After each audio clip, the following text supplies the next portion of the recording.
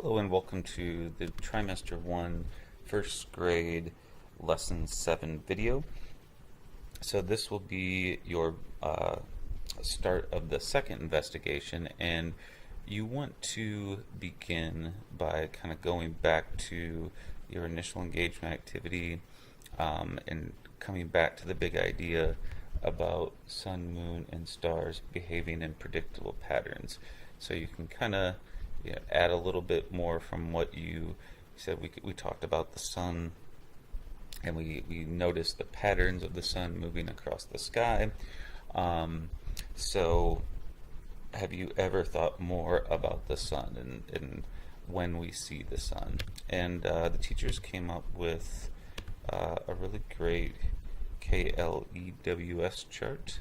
And you could start out by asking the questions like, if you ever wondered how much sunlight or daylight we get, do you think there's a pattern in the amount of hours the sun is out each day or even month?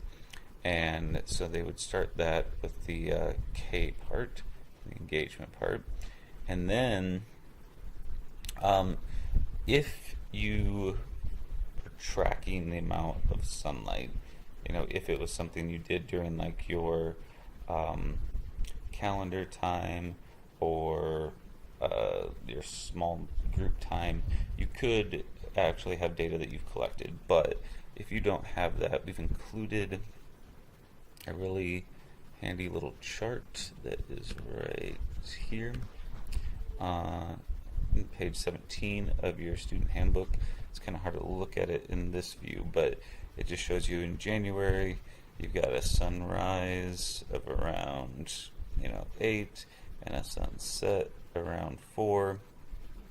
February, it just kind of gets a little lighter until you get the heavy light days of May and June, July, and then it starts to shrink again. So this would be kind of the data. This is a descriptive experiment, and this would be the data that they're going to analyze kind of right off the bat.